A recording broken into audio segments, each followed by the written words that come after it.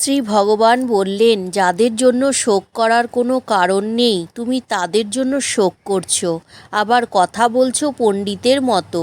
কিন্তু যারা তত্ত্বজ্ঞানী তারা কি মৃত কি জীবিত কারো জন্যই শোক করেন না।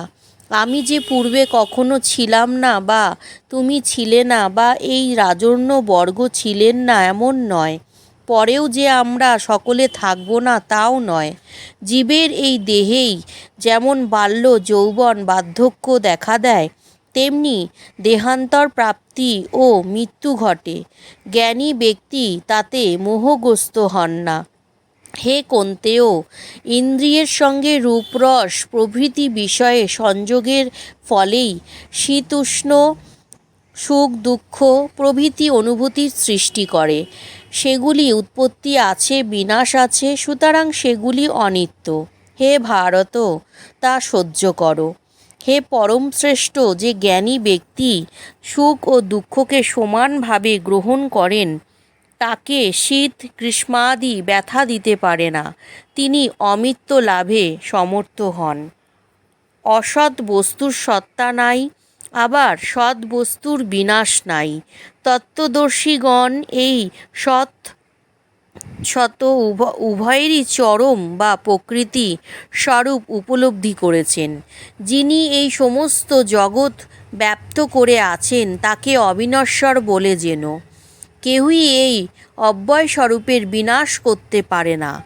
আত্মা যে দেহকে আশ্রয় করে অবস্থান করেন সেই দেহ নশ্বর বলে কথিত হয়েছে, কিন্তু আত্মা নিত্য, বিনাশরহিত ও প্রমাণের অতীত।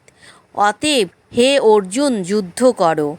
যে মনে করে যে আত্মা কাউকে বধ করেন বা কারো দ্বারা নিহত হন, তারা উভয়ই কিছু জানে না। ইনি বধও করেন না, হতও হন না। এই আত্মা কখনো জন্মেনও বা কখনো কদাচনও মরেনও না। অন্যান্য জাত বস্তুর ন্যায় তিনি যে জন্ম লাভে অস্তিত্ব লাভ করেন তাও নয়। যিনি জন্মরহিত সর্বদা, তিনি একরূপ বিনাশরহিত এবং পুরানো। শরীর হত হলে তিনি হত হন না। যিনি ইহাকে অবিনাশী নিত্য জন্মহীন ক্ষয়হীন বলে জানেন, হে পার্থ, সে পুরুষ কি প্রকারে কাউকে হত্যা করতে বা করাতে পারেন? মানুষ যেমন জীর্ণ বস্ত্র পরিত্যাগ করে আবার নতুন বস্ত্র গ্রহণ করে, সেইরূপ আত্মাও জীর্ণ শরীর পরিত্যাগ করে অন্য নতুন দেহ আশ্রয় করেন।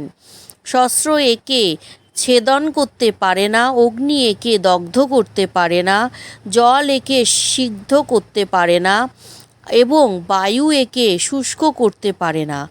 এই আত্মা অচ্ছেদ্য, অদ্রাজ্য, অক্লেদ্য, অশস্য। ইনি নিত্য সর্বব্যাপী স্থির ভাব, অচল ও চিরন্তন। ইনি অব্যক্ত, ইনি অচিন্ত, ইনি অবিকার্য, এই রূপ বলা হয়েছে। অতএব একে এই প্রকার জেনে তোমার শোক করা উচিত নয়।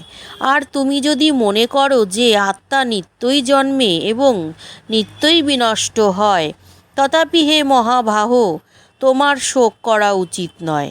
কারণ যে জন্মগ্রহণ করেছে তার মৃত্যু নিশ্চিত, আবার যে মরে তার আবার জন্মও নিশ্চিত। সুতরাং যা অবশ্যম্ভাবী তার জন্য তোমার শোক করা উচিত নয়। হে ভারত, আদিতে অব্যক্ত ছিল, মধ্যে ব্যক্ত, মরণের পর আবারও অব্যক্ত।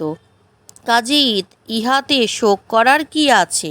কেউ কেউ আত্মাকে অদ্ভুত রূপে মনে করেন, আবার কেউ একে অদ্ভুত বলে বর্ণনা করেন, কেউ আবার এর সম্পর্কে আশ্চর্য বলে শ্রবণ করেন। কিন্তু শাস্ত্রগুরু বাক্য শুনেও কেউ এদের স্বরূপ জানতে পারে না। হে ভারত, সকলের দেহেই আত্মা সর্বদাই অবদ্ধ। কোনো প্রাণীর জন্যই শোক করা উচিত নয়। স্বধর্মের দিকে দৃষ্টি করলেই তোমার বিচলিত হওয়া উচিত নয়, কারণ ক্ষত্রিয়ের পক্ষে ধর্মযুদ্ধের চেয়ে শ্রেয় আর কিছুই নেই। হে পার্থ, এই যুদ্ধ মুক্ত স্বর্গদ্বার স্বরূপ, এ আপনা থেকেই উপস্থিত হয়েছে। ভাগ্যবান ক্ষত্রিয়গণই এই জাতীয় যুদ্ধ লাভ করে থাকেন। আর তুমি তো এই যুদ্ধ না করো তবে স্বধর্ম ও কীর্তি হারিয়ে তুমি পাপগ্রস্ত হবে। লোকেও চিরকাল তোমার অকীর্তির কথা ঘোষণা করবে। সম্মানিত ব্যক্তির পক্ষে অপযশ মৃত্যুর চেয়েও পীড়াদায়ক। মহারথগণ মনে করবেন তুমি মৃত্যু ভয়ে যুদ্ধ থেকে বিরত হয়েছ। তোমাকে সম্মানের চোখে যারা দেখতেন তাদের কাছে তুমি এখন ছোট হয়ে যাবে। জয় জগৎবন্ধু, জয় শ্রী গুরুদেব, জয় মহানামব্রতজিৎ, জয়।